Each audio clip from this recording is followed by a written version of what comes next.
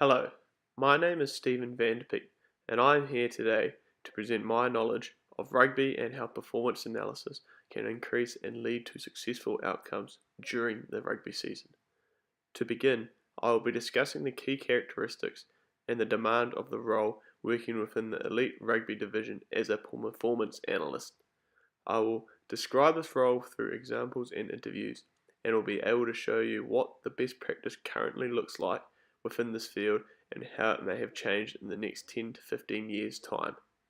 I will also discuss how there are many skills required for a performance analyst like myself to be able to work effectively within this environment, as it is a fast-paced and ever-changing role. So always being one step ahead and adaptable is beneficial to the role of a performance analyst. What is performance analysis? Previous studies have shown that during games, because of uncontrollable factors such as high tension, the score, and emotions, both the players and the coaches are unable to remember all the plays that have happened during the game, both the good and the bad. So that is why the analyst is here, to film and capture what the coaches will want to know. Guillermo Martinez Ariste said, "Performance analysis is the process of assessing performance in a sport to develop an understanding of actions that can inform decision making, optimize performance, and support coaches and players in their journey towards optimal results." Secondly, what are the key characteristics and demands of a world-class professional working in the performance analysis field? Within the context of rugby, the key demands of a performance analyst are to record players' matches and training sessions so that feedback can be given and improvements can be made, creating opposition reports to be able to scout opponents and devise game plans against them, live coding of games to have live stats going through to coaches, producing post-game reports and videos to help coaches prepare for trainings, database for set pieces so players and coaches can see what is working and what is not working in their set pieces, to ensure the upkeep of all filming and video capture equipment so there are no malfunctions and everything goes smoothly on training days and game days. Also the creation of reports of various aspects of performance so players and coaches can review their own performances and see what they need to make goals for and to improve on. And finally, the delivery of feedback to staff and players so they are able to get the message. Next, I discussed what the professional skills would be needed to work effectively within the performance analyst environment. I believe that the skills required for the current profession in this field are knowledge of the sport, so that it makes it easier to be able to understand the jargon that you are working with and enables you to work more effectively. Building relationships with coaches and staff and players, because they are going to be the people who will always be around you, be asking you for help, and who can help you. Being able to effectively react to feedback is important to be able to get the job done easier and more smoothly, because you can react better to opinion from coaches and staff and put it into your practice. You can also be data conscious, which is important because not all data is needed to be presented, because there is only a certain amount the coaches want, so you don't want to do too much. Being able to present your own analyst reports, because sometimes you are chosen to present in front of the coaches to help them to understand what you are analysing and what they wanted you to analyse. Also, being tech savvy and analytically skilled means that it will be better because the performance analysis field is generally completed on software and laptops. These skills are required because there is a large demand for analysts who have a large array of knowledge and skills, and to be able to complete multiple tasks that are asked of them by coaches and staffs, and also to be able to complete them under time constraint and under immense pressure. Now I will talk to you about what does best practice look like in the performance analysis field. I have been lucky enough to be able to be an intern for the Highlanders Super Rugby team for the 2018-19 season. Having worked here, I have been immersed in the high performance environment and so have seen firsthand what is expected of professional analysts. To help me explain what this looks like in the rugby field, I interviewed my boss, Hayden Chapman, the assistant analyst for the Highlanders and the assistant analyst for the All Blacks.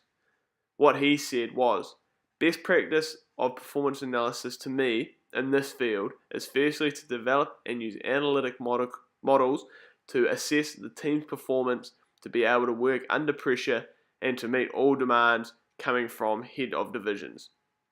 The need to be able to identify patterns, structures, and trends within your team, but also in the opposition.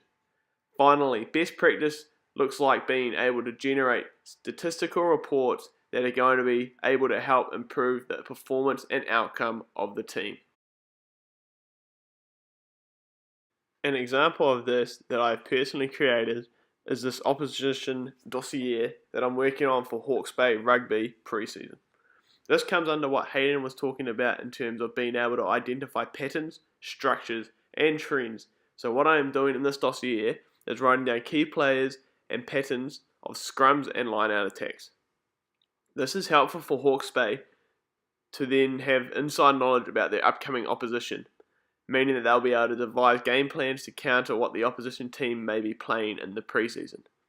As shown, this is where the lineouts occur and what percentage are successful and whereabouts lineouts are thrown to and then delivered to the halfback or not. This will be completed each week for each different teams played throughout the preseason and season for Hawke's Bay Rugby Union. Now I will discuss how, if at all, will professional practice have changed in the 10 to 15 years' time within the field of performance analysis.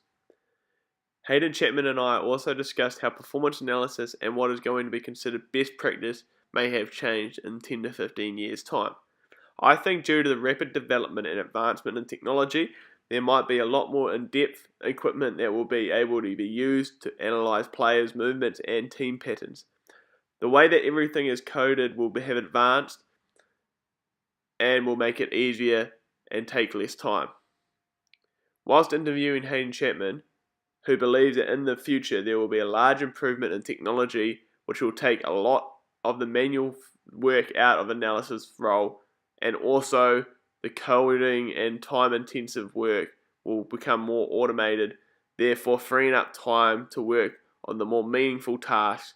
This shows that we are thinking along the same lines and can see that the performance analyst job is heading in the same direction. New professional skills that will be needed to work effectively within this environment in the future, considering that performance analysis may develop over time, is the skills that will be needed as us analysts will also have to develop so that we can continue to work effectively and deliver high quality data.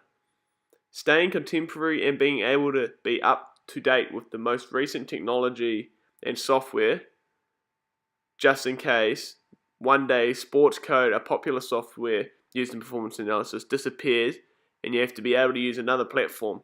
You need to be tech savvy enough to be able to adapt quickly to this to still be able to provide high quality analysis for the team. Being data conscious and knowing what the coaches want is also important so that you are able to spend more time on the data required and analyze efficiently on what they need rather than a whole lot of unnecessary data. Finally, I will talk about what my unique selling point will be in the future. My unique selling point in the future that I believe will allow me to stand out from the crowd is adaptability. This is because I believe that being able to turn hard and high pressure situations into a comfortable and making it quality work is crucial to be able to complete your job as an analyst, as it is a very stressful environment. I am adaptable because I am able to work under pressure situations and can use that pressure to be able to create high quality work, and I'm also able to work in any situation, any location, and still produce the work at a high standard that I've set for myself and what is required for a professional sports team. I feel that a lot of people are not adaptable enough in this day and age, and they fold under pressure, which means that they get behind on their work, which leads to poor quality work, which leads to the team not being happy, and coaches and staff. Why I want to be adaptable is because of the changing times, the modernisation of technology, and needing to have a wide array of skills and large base of knowledge to keep up with this.